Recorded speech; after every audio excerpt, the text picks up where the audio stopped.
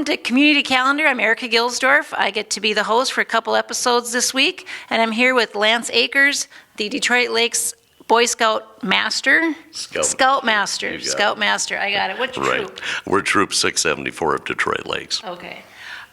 So I'm part of a member of the Isaac Walton League, the Prairie Woods chapter, and so tell us what you're doing with the Pollinator Project that we're working in collaboration with. You got it. So we have a wonderful young man in our troop, which is pursuing the Distinguished Conservation Award, which is considered the highest award a scout can earn.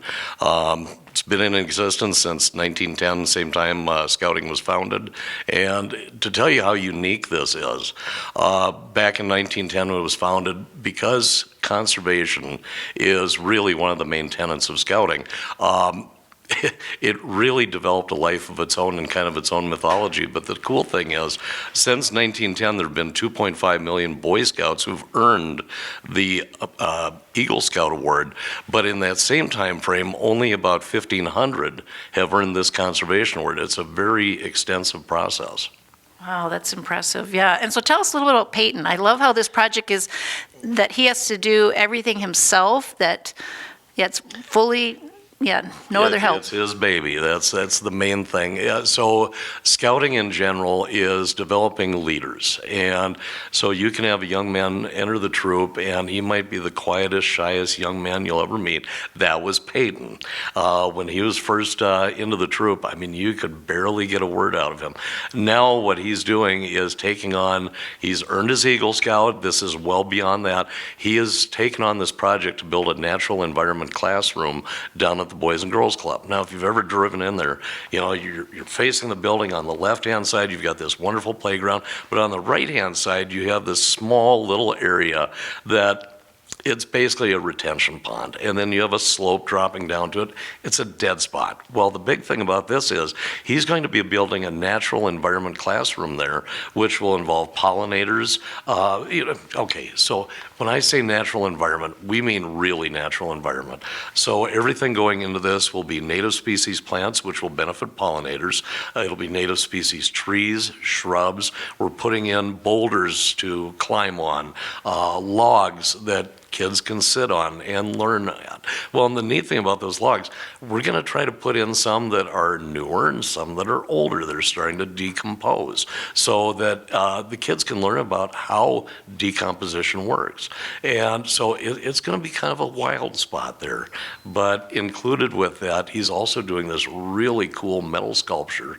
And it's a native coneflower, purple coneflower, beautiful plant, but that's going to be a metal sculpture that will go in there. And it's really going to be a neat thing to see. Yeah, I'm excited about it. Tell us a little quickly about what it's like to be a Boy Scout Club Master, Boy Scout Master. Scout Master. Well, it's probably the greatest job, and they lied to me and every other leader who ever joined. They say, yeah, it's 1 hour a week. What they don't say is it's 1 hour a week per scout.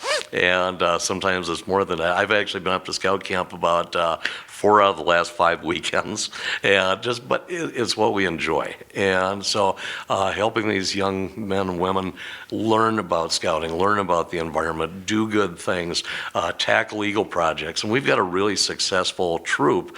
In the last 2.5 years, we've had 11 Eagle Scouts, and we have 2 more that are just finishing the process right now. They go before their board of review in about 4 weeks. I'll have 2 more Eagles. So it's really cool. Wow, that's awesome. And I love the Pollinator Project that the Isaac Walton League's working with you and in partnership with the Boys and Girls Club. So it's a community project. And what's nice about it is it's in a community area, so it's open to everybody. And like I said, I'm really excited about people learning about pollinators and the importance of putting, this one biologist once told me, stepping stones for our monarchs and our butterflies and our bees. It's like what we can control is creating little stepping stones in our neighborhoods and in our communities to help pollinators. So, Exactly. yeah. And did you want something to share real quick before we go about just Boy Scouts in general? Well, Boy Scouts in general are for kids ages 11 to 18 years old, and it really is open to anyone. I mean, and girls are definitely invited. There's a misconception that it's just boys. No, it's boys and girls. You go into the Cub Scouts, you've got boys and girls learning together. They're moving up through the process. We have female leaders that can work with our girls in the scouting.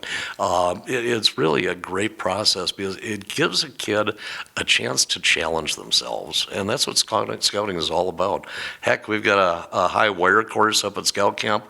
I'll admit, you'll never catch me dead up on that thing because it's about 35, 40 feet up in the air. They're walking basically a tightrope with 2 ropes to hang onto on either side. Yeah, that's not for me. Then there's a zip line that's about 300 yards long. No, I'm sorry. I'd be a load test on that one. Not happening. So it's just wonderful. Well, thank you, Lance, for coming, and I'm so excited we have such a great club in our area, and because we need more kids to get outside and do stuff. Well, and the one thing I might just add, so coming up, his project will be happening in June, and he's going to need a lot of volunteers to make this happen. And so at some point, we're going to be talking more on the radio, getting interviews out there at the newspaper, everywhere that we can, because he will need some extra help, and it's a great way for people to get involved. And I can just share this one thing.